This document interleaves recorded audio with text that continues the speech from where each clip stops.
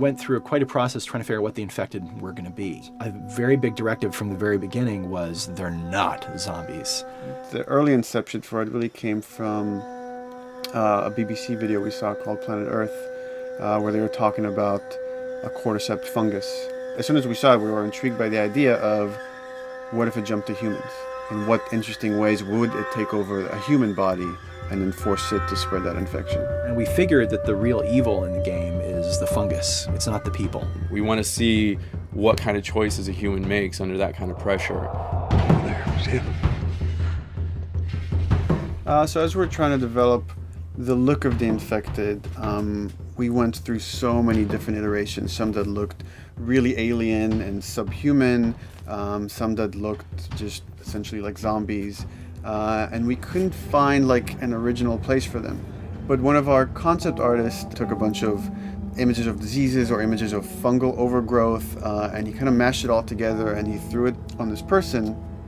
It was definitely very challenging to try to convert that 2D concept into 3D, getting kind of the feeling right from all different angles. This isn't some decaying corpse on the ground. This is a living thing that's going to be coming after you in the world. And it seemed so creepy and so unique that right away we gravitated towards it, and it's like, this is our base infected. Everything should kind of come out of this look. They use a form of echolocation to track down their enemies. Just like bats or even some blind people can see by making a clicking sound. They're like, oh, what if they make this sound and now they can see in the dark? A sound that on its own wouldn't be very scary. And then to associate it with something that people in this world are very fearful of, so that as you're exploring an environment, all of a sudden you hear this click and you're seeing everybody just get frightened, just everybody duck, everybody hushes.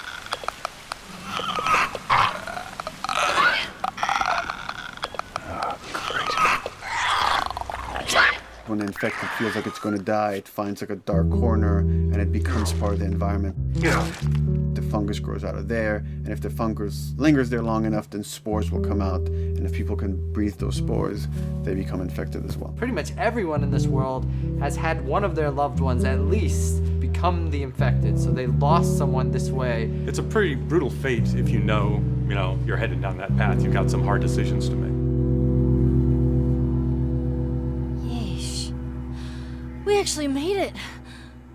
It's called luck. And it's gonna run out. PlayStation